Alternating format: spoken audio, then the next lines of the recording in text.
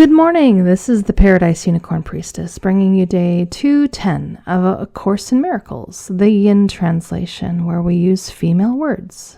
This would be July 29th if you're starting at the new year.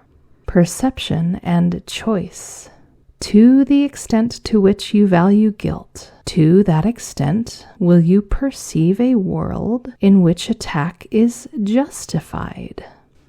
To the extent to which you recognize that guilt is meaningless, to that extent you will perceive attack cannot be justified.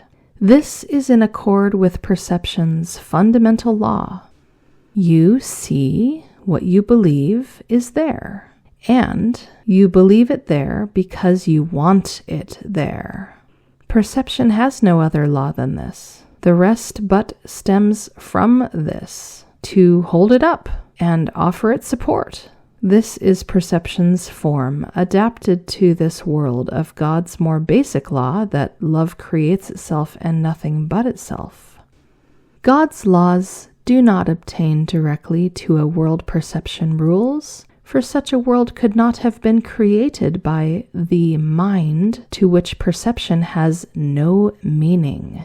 Yet are her laws reflected everywhere. Not that the world where this reflection is real at all, only because her child believes it is, and from her child's belief, she could not let herself be separate entirely. She could not enter her child's insanity with her. But she could be sure her sanity went there with her, so she could not be lost forever in the madness of her wish.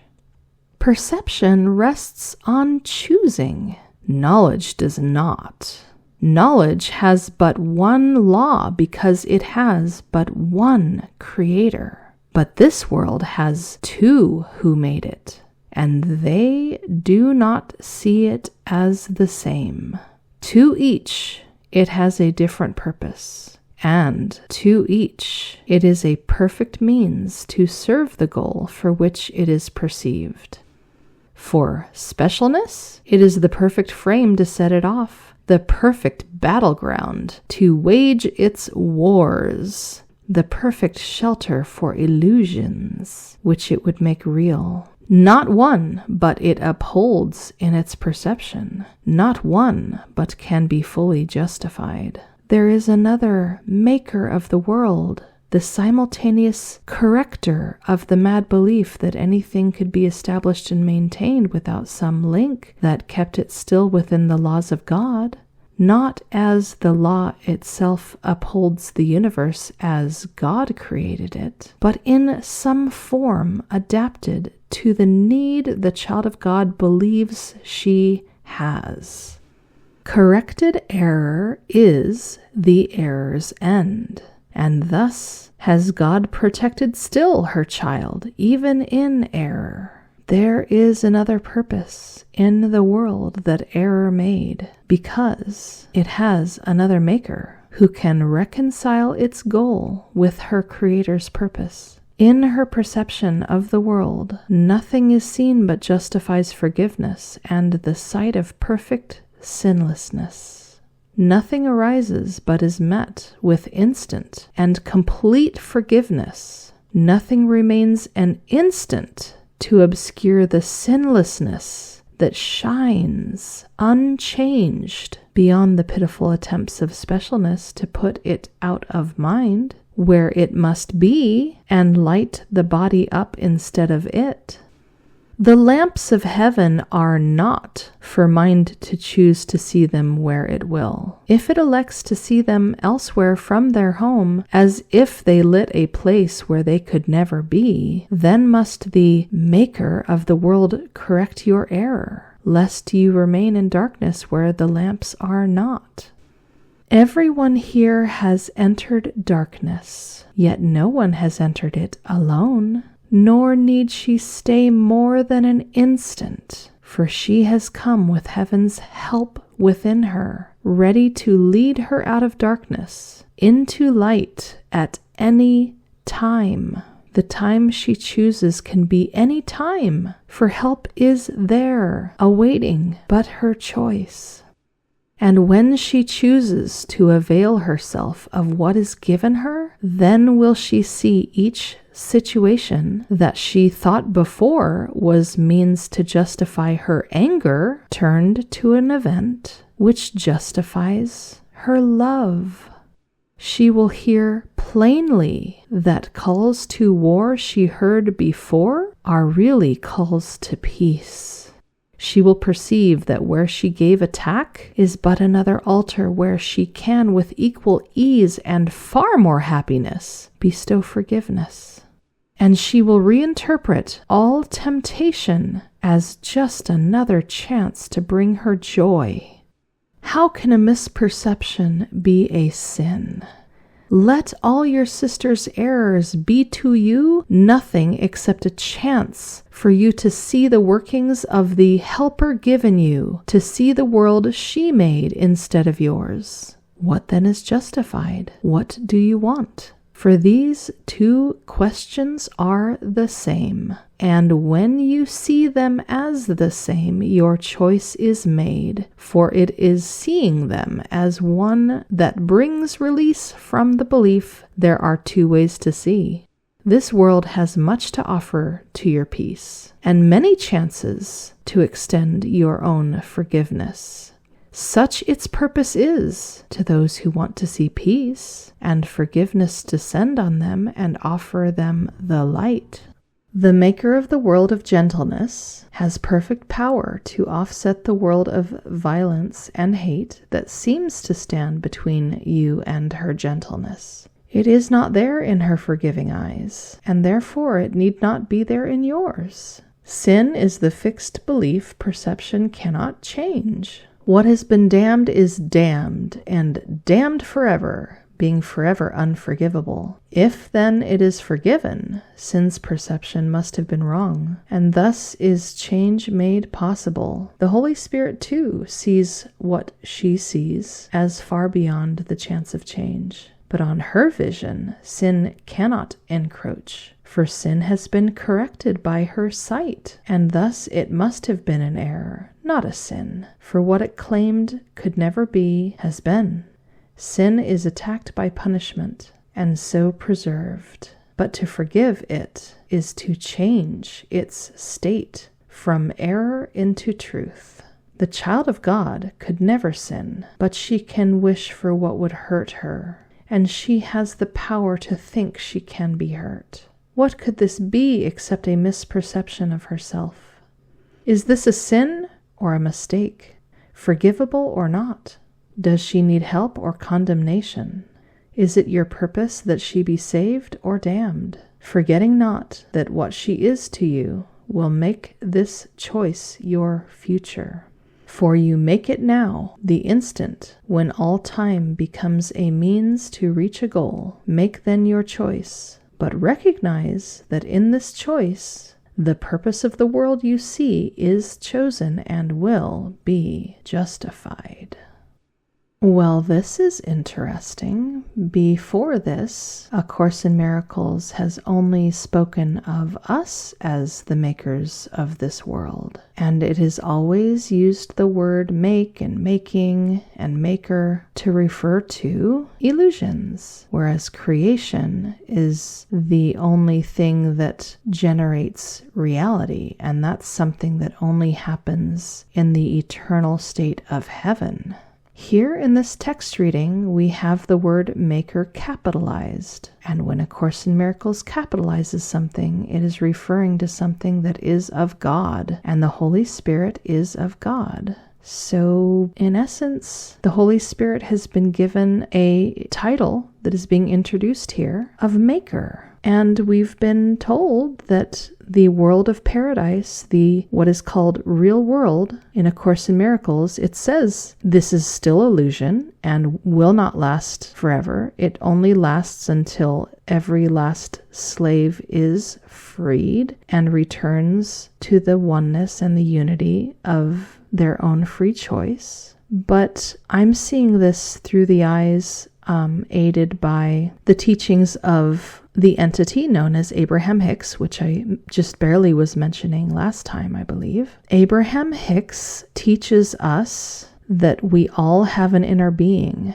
You could call it your higher self, and perhaps it is the same as the Holy Spirit or very near to it. And Abraham Hicks teaches that whenever we feel something yucky, awful, painful, unpleasant in any way, it's because we have walked away from that inner being, that higher self, that Holy Spirit, and taken on a perspective and an opinion that is not in alignment with it. And Abraham teaches of the vortex, which is a place where, so as we go into this mortal realm and we experience what Abraham calls the contrast, and we experience things that are not preferred, we gain clarity on what is preferred. And Abraham teaches that this inner being, this higher self, this Holy Spirit, is constantly, in essence, creating paradise for us. Every time we experience something we don't want, we are gaining clarity on what we do want. And what we do want is the only thing that this Holy Spirit sees. And in essence is storing it up for us in paradise, is spinning this beautiful illusion that is paradise, that is forgiveness, that is the resting place that we can go to whenever we're ready to go there, really, whenever we're ready to truly join that inner being in alignment. And I've seen many longtime students of A Course in Miracles kind of poo-poo the teachings of Abraham Hicks and many others who teach manifestation, saying, we need to relinquish all illusion, all form, give it up completely. And I take the perspective of, wait a second, the real world is a world of illusions that are all sweet dreams. They are all pleasant illusions. In essence, it is nothing but the manifestation of what we truly want. The only catch is we have to want it equally for all the creation. Specialness is to want good things for yourself while simultaneously wanting bad things for any part of the creation. And since we are one, you cannot feel that way without, in actuality, wanting bad things for yourself. And anytime we feel that way, we are out of alignment with the Holy Spirit or with the inner being, if you wish to view it from that perspective. So for me, Abraham Hicks's teachings are completely spot on. Abraham Hicks is just teaching us about the real world, which is completely attainable. A Course in Miracles is teaching us that it is entirely attainable and that it is for everyone. It is a place in which spirit, which cannot have conflict, it is a place of no conflict, where everyone receives the sweetest desires of their heart without being in competition with one another, without their sweet desires conflicting with other sweet desires, as they seem to do in this world, in this place where scarcity seems to be the law. So clearly part of the soul work here is for us to wake up to that guilt is meaningless. And when we really get that, we will perceive that attack can never be justified in any form, in any situation. A Course in Miracles teaches us that the Holy Spirit is incapable of perceiving anything that is without perfect love. And Abraham Hicks teaches the same thing about our inner being, that it only sees the love in any person, any situation, anything. And that is what is being spun into the vortex every time we bump into something we don't like, the contrast. It clarifies for us what we do want. And then that more and more and more of that gets put into the vortex or paradise or the real world. They're all just different terms for the same thing. This world seems inconsistent because we're bouncing back and forth between identifying with the ego and those moments where we are in alignment with love. We are in alignment with the Holy Spirit. And it seems complex because we are in essence every instant choosing between two binaries. And when we are aligned with the ego, we've set in motion all that is destruction. And when we are in alignment with love, we are seeing only that which is beautiful. The only reason there seems to be shades of gray is how quickly we're bouncing back and forth between the only two things that are. And again, there's only one thing because the other thing is illusion and doesn't exist and is nothingness. A Course in Miracles teaches that God our Mother does not understand what we're going through at all. God our Mother doesn't deal in perception at all, but the Holy Spirit does. The Holy Spirit was given immediately as an answer to every problem we could possibly have. So while God the Mother does not go with us into the insanity, she sent the light of the Holy Spirit with us. We are never alone. We are never without help. And any moment there is a gentle road leading back to heaven if we but choose it. It is our inconsistency in choosing that is the reason that we keep bumping into painful reflections from the past. And indeed, all pain comes from our belief in the past because we haven't let it go yet. Abraham Hicks teaches and encourages us every moment that our prayer within, our speaking, our inner voice would be, help me to see this the way my inner being sees this, the way my higher self sees this. And indeed, A Course in Miracles says the same. Let our prayer be only, may I see this as the Holy Spirit sees this, as the completed and perfect Christ child that is the one child, the oneness, the unity of all creation. May I see this as the Christ child sees this. A Course in Miracles teaches us to see everything that we had been thinking was a sin as a cry for help, a cry for love.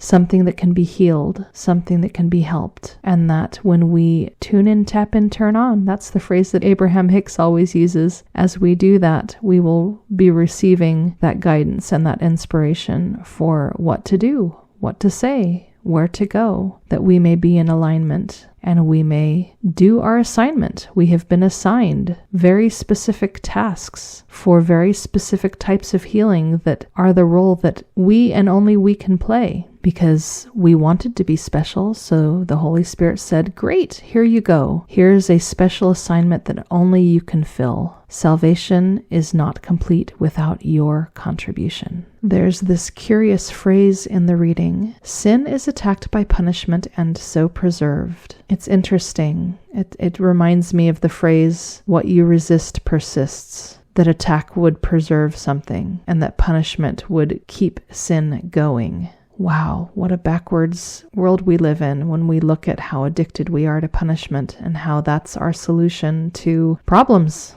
Just all these examples are flooding into my mind of how that is so. War, prison, you name it, lawsuits.